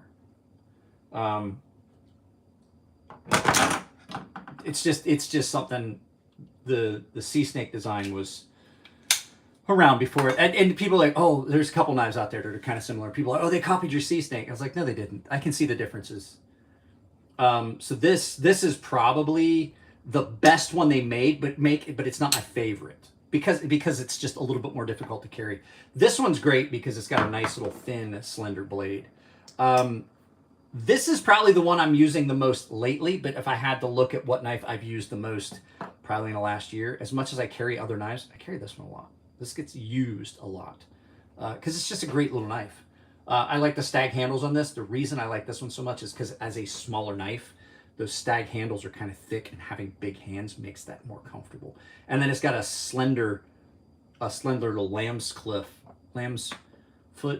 blade, sheep's cliff, worn foot, whatever the fuck you want to call it. It's a great little knife. If you haven't checked one out, check one out. And if there's a comment section when you order it, tell them I sent you over at Rosecraft Blades. I haven't got a chance to talk to those guys for a while. Yeah, these are great. And a small little sheep's foot, or lamb, in the case of this with lamb's foot, slip joint is a great knife. If you notice, all of my slip joints that I've been carrying recently have very similar blade shapes. This one's more of a Warrenclyffe. This one is more of a sheep's foot, and then this one is a little bit more thin, and they call this a lamb's foot. But they're great. This one is the thinnest of the blade stock, all of them, which means it cuts a little bit better. So if you're looking for a great little slip joint knife that you just need some, or as a gift, like a first knife, these are great as a first knife, because they kind of have that really nice bespoke feel to them, because they look really good. They're really well done. They look kind of old school. And it's one of those things that if you've got someone in your family, like a son or a nephew that is starting, you see that they're interested in, if you have a knife, this would be a nice style thing for them. A nice knife that's just gonna hold up. These things I think will last a lifetime if you take care of them. They're D2 steel. They will rust, but just a great first knife for a kid. These are about $50. That's what I'm saying. These are done by Rosecraft, for Rosecraft. They're done overseas, but they're really, really good, and they're about $50. I think they have some of the best. I think they have some of the best slip joints on the market. These are like 45 or $50. Use coupon code crazysharp. They'll save you 10%. I forgot. I have a coupon code at Rosecraft Blades, Framforged Knife Works, and KATSU Knives. It's crazysharp, all one word. It'll save you 10%. It'll save you at least the shipping. So yeah, and I mean, they are well done. Look at the bone. Here, let's turn this around so you can see it better. Turn this around, I'll drop it down a little bit. They do a really good job on the finish on these. They are nice and clean. Now this one's a little bit scuffed up because I carry it all the time, but that polished gray bone on that is just really, really attractive. And like a slip joint's always going to be a good option for a knife. If you're worried about that whole, is it a weapon, is it a tool thing, this would be the way to go. Cop pulls this out of your pocket, he's not going to be like, oh, you're carrying a weapon. He's like, he's got a pocket knife. Cop pulls you over and you've got this on your belt, there's a chance you're going to wind up with a weapon stretch. It just depends on the cop. And it depends on what you're doing. This one, that's that one at Gray Zone. Like, okay, I get it, it's a pocket knife, sir, but do you need a 17-inch pocket knife? I'm like, well, I'm going up to the mountain and I'm going to be using this in lieu of a machete, right? Maybe that's the case. This is a lot lighter than some of my bigger outdoors knives. And I can do a lot with this. I can do a lot with this in the woods. A lot of chopping and things you can do with this. So just one of those things. It gets frustrating because it's demonizing something. You see it more and more. You see people like, oh, he's carrying a knife. Yeah, I'm carrying a knife. I got laid off from work for carrying a knife. See how silly that is? It's silly. And like, everybody has their hobbies they're passionate about. Now imagine how everyone felt when they were vilifying video games. They don't do it anymore because it's been proven violent video games don't lead to violent behavior. It's been proven. Like, it was one of the dumbest things. It was one of the dumbest things I ever heard. Like, oh, violent video games lead to violent behavior. I was like, no. Violent behavior leads to violence, not violent video games. It doesn't. It's been proved that it's not a thing. So when If you're passionate, if you like video games, imagine if they were coming after video games, like, oh, video games are against the law now because they've been listed as something else because that verbiage, right? Just picture your hobby that you're passionate about becoming under fire and possibly illegalized, right? The Balisong guys. Those guys, I've met a bunch of them. They're just goofy kids that have gotten into this thing, and most of them don't ever carry a knife, right? Balisongs are illegal. They have those trainers now. A lot of times those guys aren't actually carrying actual edged Balisongs. It's just like that's their hobby.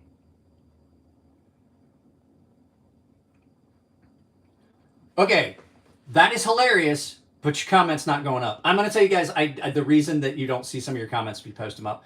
They're held for review for me in the moderator's review. I do have younger viewers. And if you watch any of my pre-recorded videos, they are all pretty much G-rated. Like there may be some innuendo, but if you ever watch Madagascar and any of those Penguins movies, there's some innuendo. There's some jokes in there for the adults. But it's over the head of the kids. I try not to curse. In the live feeds, I do. But I typically try not to curse. I try to keep it PG. And it's simply because when my daughter was little, her classmates found out I had a YouTube channel. And they started following me. The kids down the road that love Chunk.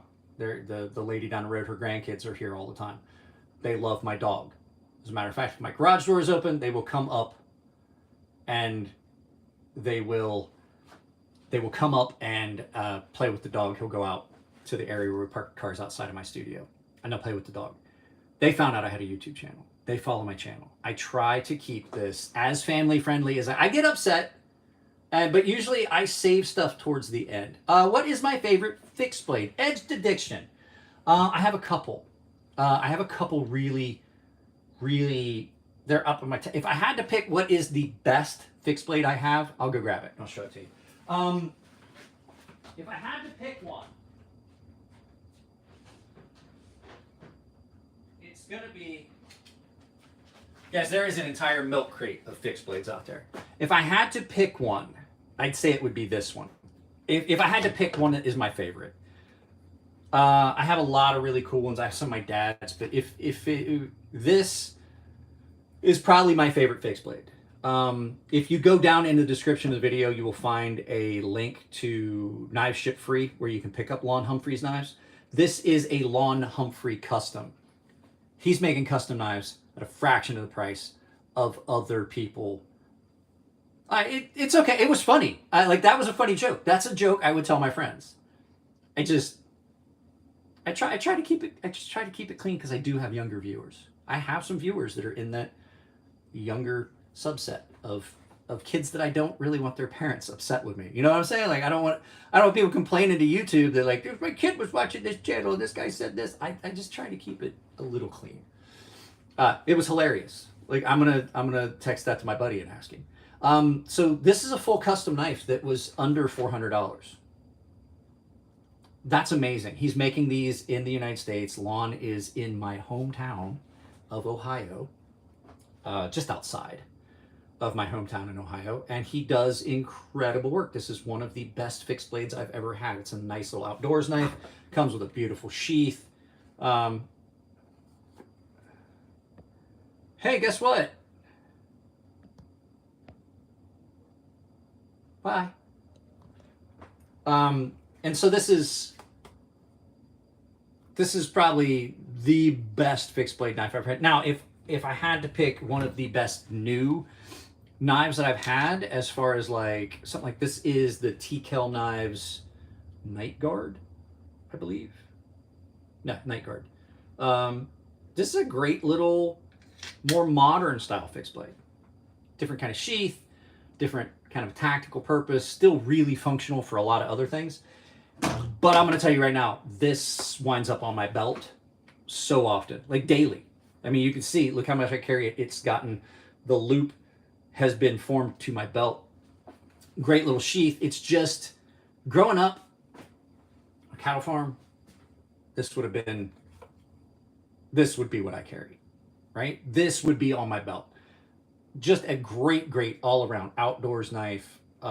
It's in AEBL, which typically I'm not a fan of that steel, but this seems to be amazing. The heat treat that was on it is just about perfect. Really rust resistant, impact resistant. You guys can't see like really how scratched up. Yeah, you can see how scratched up the tip is on this. It gets used all the time for all kinds of weird shit. I've tipped it twice and had to rebuild the tip on it on stones. Just dinking it into stuff, but just an amazing all-around knife. Yeah, go to Knives Ship Free down below. There's a link, my affiliate link to Knives Ship Free down below. And you can find these. That's the only place you can buy them. It's the only place that he has a vendor, unless you catch them on his website when they're available. Most of them go to Knives Ship Free. So that's where you're going to find them most often. This is the Tucson. He has a bunch of different models. I love this. It's just a good all-around knife.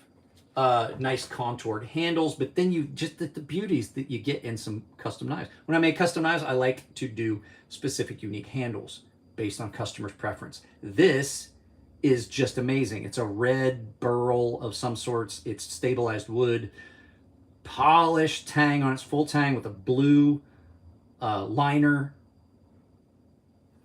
And it's just super comfortable, super well made. And it's just an overall good outdoors cowboy style knife. Right? Pinned construction, got a lanyard hole on the spine if you want to put a lanyard on it. Really simple, just drop in sheath, stitched leather. It's great. It's a great knife. I cannot express sometimes the most simple things wind up being some of the best things you'll ever own. Not a lot of bells and whistles on this. It's attractive. It's done attractively, but it's done functionally. It's under $400. It's a beautiful looking knife, and in hand, probably one of the most comfortable knives I've ever owned, which leads to it being used a lot. I enjoyed the discussion. Just unfortunately, I'm gonna have to work. Hey man, it's bro. I have over 3,000 videos on this channel. Adventure 50. You're not going to miss anything. You can go back and rewatch stuff. You can catch this live feed, pick it up where you left off. I'm about to end it. I'm coming up on the end. I've got to get this stuff all cleaned up and put away, and before my wife gets home. I am going to, since I'm off this week, I am going to film a video about the cold steel sword cane, the heavy duty sword cane, and the history of sword canes and things like that. It's going to be a bigger video. It's going to be one of those. We've talked about this. I kind of want to change the content, probably multi-angle shots. It's going to take a long time, so it might be the only video that gets filmed this week. It's probably going to be more than a day of filming and editing. So it's just a thing that I'm fascinated by, how these came about. This was the Victorian era equivalent of a pocket pistol. There's a more modern version of it, but there's also an entire fighting style that's centered around using walking sticks and canes that came about in Europe in the Victorian era. So it was just a really, really cool. I don't wish I was off this week. My job is not full up and running. I'm working for a private security company. They're still building out the site, so I'm working some days for cover for the site that is up and running, and days off and things like that. So working for a private security company is kind of cool.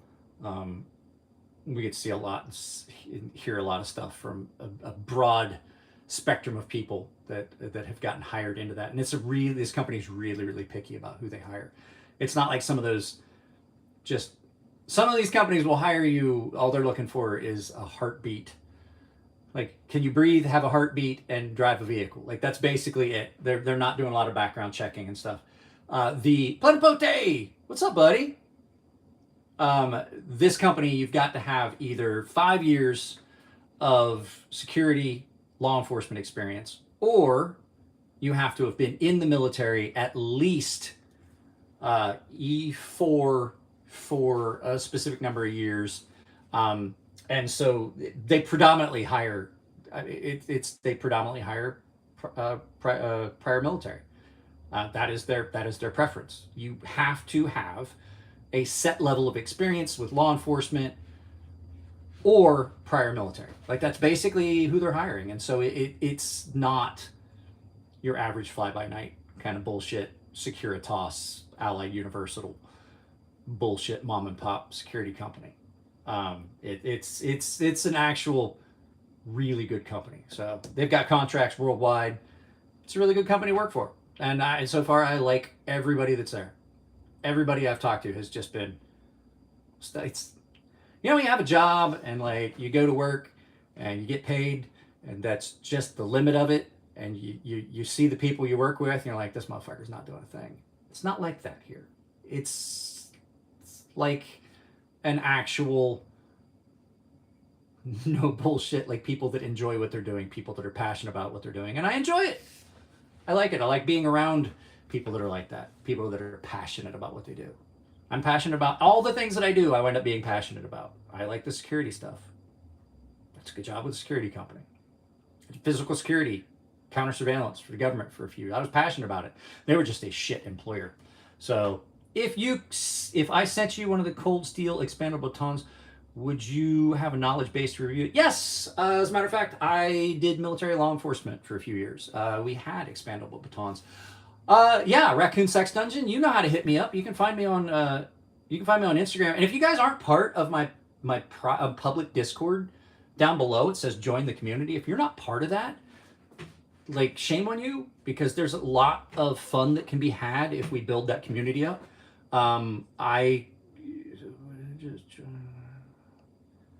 Weapon tool for sure, those who use it as a weapon. Willem Weaver, you can go back and watch the whole live feed from start to finish. You just might not be able to see the live chat until it fully, completely uploads. But no, my dad was a cop. I was a reserve deputy for a long time. I have that knowledge base, and I enjoy. The fact is that doing private security or doing law enforcement, a lot of people only see the bad side of it. Like, they see the audit, like the cops that are doing the wrong thing. That seems to get publicized a lot more than the cop that stops every day at a store and buys stuffed animals and keeps them in his car to give to kids when he's out and about. Those aren't the things you see. The things that get publicized are the bad cops, and there are way less of them than there are good cops. And I know this because I'm friends with a lot of cops, and I'm really picky about who I'm friends with.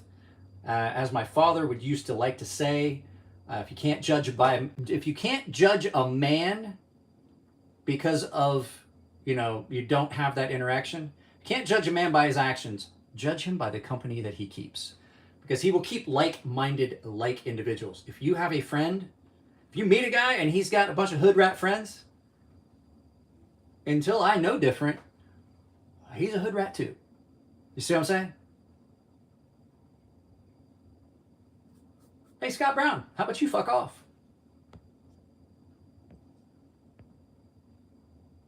We don't talk about politics here. I'm going to tell you right here, we don't talk about politics here. Because of the same reason that people, when you talk about politics, you wind up offending half of your audience. I don't want to do that, because, to tell you the truth, I don't give a shit about anybody's politics. I don't give a shit about your politics. I don't give a shit about your religion. I don't give a shit about your pronouns. I don't give a crap about any of those, right? And if that is your only identity and you try to bring it here, I'm going to kick you out. Because, as my father used to say, religion and political opinions are a lot like your penis. It's fine to have them, just don't pull them out in public.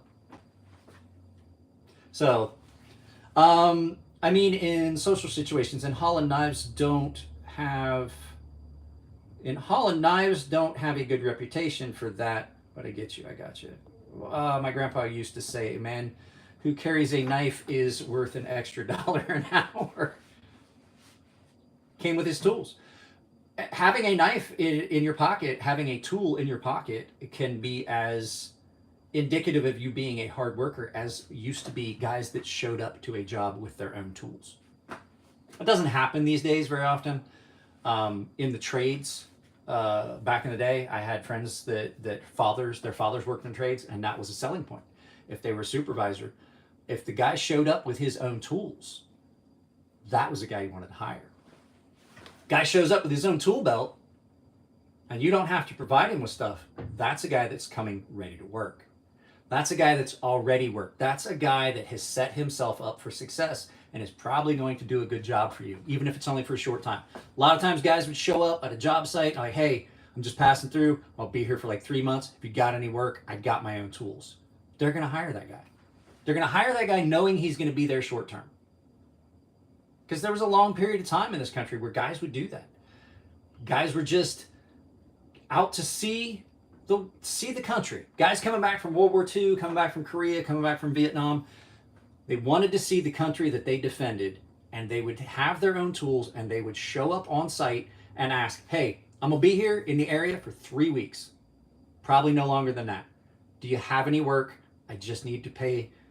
And then after work, they would take their time and they would see that area. They'd work there for 3 weeks. They'd pack up their tools and they would leave. It's just a different generation, I guess. I don't know. Guys, it has been 2 hours and I have got to clean up this massive mess before my wife gets home from work. My wife works 6 to 2, same schedule that I work. And so that means I don't have a lot of time to clean up this massive mess of knives that I now have on her kitchen counter. Because if I don't do that, she's going to use something that's on this counter as a weapon. And I don't want that. So I love you guys. Check out my other videos. I just put up a video about forgotten knives. Knives like this one that kind of came and went before they got a chance to really hit the market as they should have. All the knives in there are knives I really love. There's going to be a video coming maybe this week. I'm going to try and film it. I don't know what's going to be going on and what's going up. I don't have a video yet for Wednesday, but I'm going to try and film on top of the sword cane and talking about the history of them. I'm also going to film a video about my 5 favorite knives of all time. It might be just like my favorite knives of all time. It's really hard to limit to like 5. It really is. Like, I have so many favorites. Like, I love, the reason that all these knives are here is because I love every one of these. The ones that you see really often in videos is because I love them so much. So I would stay here and talk with you guys for another 2 hours. You guys know that, but I got other things I need to do. So I love you guys. Take it easy, and I will see you in the next video.